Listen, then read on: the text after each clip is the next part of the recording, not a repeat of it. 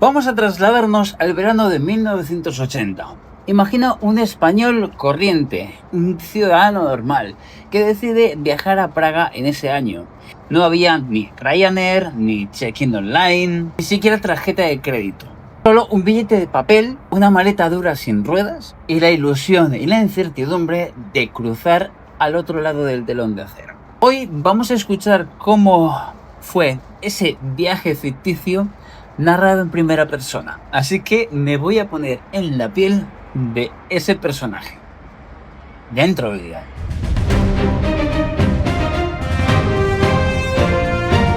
Primero fueron los papeles. Para viajar a Checoslovaquia necesitaba visado. Y eso significaba pasar por la Embajada de Madrid, varias fotos de carnet, varios documentos que tenía que rellenar a mano, colas e incluso semanas de espera. Y al llegar allí tenía la obligación de cambiar una cantidad mínima de coronas. Por supuesto, no había cajeros automáticos. Yo en esa época ganaba unas 35.000 pesetas, que hoy en día se dan unos 1.000 euros. El viaje entero me costó una cantidad de unas 20.000 pesetas, que hoy equivaldría a unos 800 euros. Es decir, casi un sueldo entero para una semana. Mi viaje empezó en Barajas. Olvídate de controles de seguridad o de escáneres. En aquella época hasta la familia te podía acompañar hasta justamente la puerta de embarque.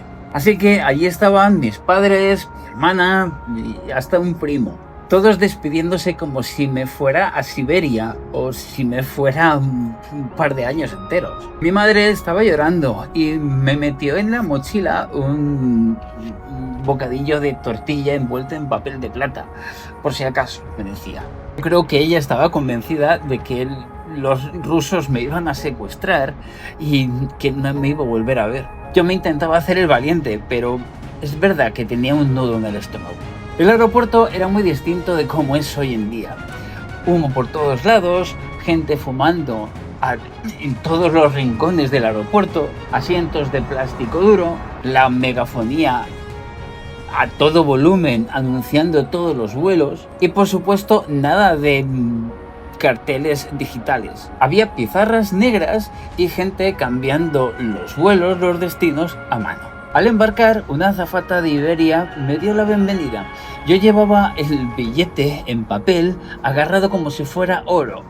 En aquella época, si eso lo perdías, simplemente no volabas. Dentro del avión, nada de low cost. Bandeja de aluminio con pollo reseco, panecillo duro y un vasito de vino peleón. Y yo ya estaba pensando, esta aventura empieza de verdad.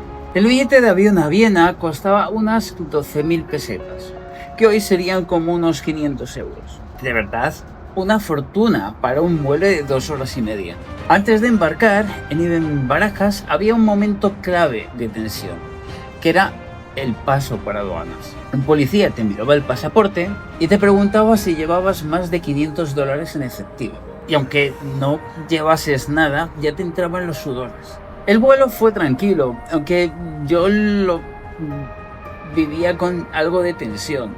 Viajar al otro lado del telón de acero no era nada, pero nada habitual en esa época. Era y sonaba a meterte en un mundo cerrado, vigilado y desconocido. En Viena me encontré con otra sorpresa. No había tren para llegar al centro de la ciudad desde el aeropuerto, ni por supuesto tampoco metro. Solamente había una opción, y era el taxi. Este taxi me costó alrededor de unos 300 chelines austríacos, lo que viene a significar como unas 2.000 pesetas, que para la época eran como unos 80 euros. 80 euros para ir al centro. Medio sueldo. La estación central de Viena era oscura, altavoces que crujían y carteles en alemán que no entendía absolutamente nada. Por supuesto, había muchos soldados austriacos patrullando los andenes. Y yo, con mi mochila y mi bocadillo de tortilla de mi madre que me había hecho aquella mañana, andaba y buscaba las cosas con una mirada ciertamente de pardillo. Estaba buscando el tren nocturno a Praga.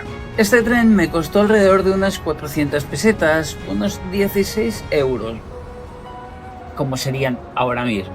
Vagones viejos, compartimentos de 6 personas y un calor insufrible en verano. Por supuesto, no había aire acondicionado ni nada similar. En mi compartimiento viajaban un checo que no hablaba, bien callado, una señora que viajaba con un pollo vivo y un señor alemán con salami, con bolsas, que eso olía de una manera. Y yo en medio intentando disimular que estaba cada vez más nervioso. En la frontera, lo primero era el control austriaco. Se subieron los soldados austriacos para revisar los documentos. Y posteriormente lo hicieron los checos. Policías con uniforme verde oliva, linternas que te apuntaban a la cara y desde luego cara de pocos amigos. Revisaban cada mochila de forma súper meticulosa. Eso hacía que yo estuviera temblando. Y lo más raro que podía llevar era un bote de Nescafé que me había dado mi madre también por si acaso. La estación de Praga me recibió con un ambiente un tanto gris. Muchos carteles en checo, ningún anuncio de algo que nos pudiera sonar en España, muchas odas al Partido Comunista y unas colas interminables. Salí a la calle y Praga era preciosa. Fachadas barrocas, el Moldava, Puente de Carlos, todo parecía un decorado de cine, pero ciertamente apagado. Y sobre todo, no había turistas, éramos 4 gatos. Realmente teníamos la ciudad casi para nosotros solos. El hotel, bastante normalito, me costaba alrededor de unas 200 coronas en la noche, que eran unas 800 pesetas. Es decir, si hacemos el cambio, serían unos 30 euros actuales.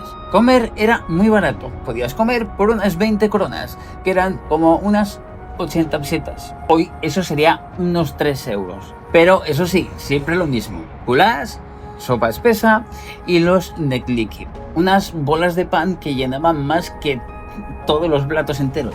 Y la cerveza, medio litro por 12 pesetas, que hoy sería 50 céntimos.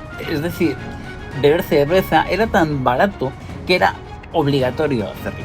Eso sí, el supermercado era otro cantar. Colas inmensas para comprar pan, la carne racionada y apenas había variedad. La gente vestía de forma bastante sencilla, sin colores que fueran llamativos y por supuesto no había nada de marca. Todo esto me transmitía una sensación un poco gris, tengo que reconocerlo. Se notaba enseguida que estabas en otro mundo. La gente hablaba bajito, nadie criticaba a nada en público y en la televisión del hotel solamente daban noticias y odas al Partido Comunista. Yo venía de una España en plena transición, donde la movida empezaba en Madrid y Mecano empezaba a sonar en todas partes. Aquí parecía que esto era directamente otra época. Eso sí, cuando la gente sabía que era español, se les iluminaba la cara. Todo eso les transportaba a algo muy exótico.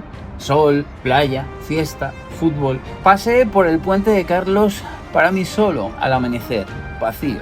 Subí al castillo, me quedé embobado con el reloj astronómico y me perdí por callejones medievales donde lo que más encontraba eran gatos y bicicletas y una vida bastante tranquila. Los tranvías chirriaban al pasar, la gente hacía colas interminables en silencio y todo tenía ese aire misterioso del lugar como si se hubiera quedado atrapado en el tiempo. Salir fue otra odisea. De nuevo controles en la frontera, en el tren, revisiones de pasaporte con la linterna en la cara y el gran contraste fue cuando llegué a Viena otra vez, donde empecé a volver a ver anuncios, colores, luces. Esto me hizo darme cuenta del gran contraste en el mundo y en Europa que vivíamos en ese momento. El regreso a Madrid fue emocionante. Mi madre pensaba que me habían secuestrado y estaba llorando de la emoción. Yo, cansado, pero emocionado de saber y de sentir que había hecho un viaje de verdad. En total, entre el avión, el alojamiento, los días de estar allí, me habré gastado unas 20.000 pesetas, que equivaldrían a hoy en día como si fueran unos 800 euros. Teniendo en cuenta que el salario mensual era de aproximadamente unos 1.000 euros ahora mismo, fue casi como gastarme un sueldo entero en una semana. Hoy Cualquiera coge un vuelo a Praga por 40 euros y se planta en 2 horas en la Plaza Vieja. Con Google Maps, con sus tarjetas, con su teléfono móvil para saber y entender también un poquito más lo que está viendo. Pero en ese momento no era tan fácil. Era como viajar a otro planeta. Aquella Praga ya no existe. Era un cuento en blanco y negro, con cerveza barata y con pasaportes revisados en la frontera con una linterna en la cara. Donde, por supuesto, la emoción de aquel viaje eclipsaba todas aquellas cosas. No sé a vosotros, pero creo que la idea de buscar cómo serían hacer viajes en determinadas épocas de la historia del mundo a determinadas zonas del mundo me parece que es algo también divertido y es algo que por lo menos yo quiero seguir haciendo en los próximos meses. Si te ha gustado esta idea, si has recordado cosas, si te has sorprendido de cómo eran las cosas viajando en 1980, ponlo abajo en los comentarios. Te estaré encantado de leerte. Sin más, vamos a dejar el vídeo aquí y como digo siempre, nos vemos dentro de poco. Adiós.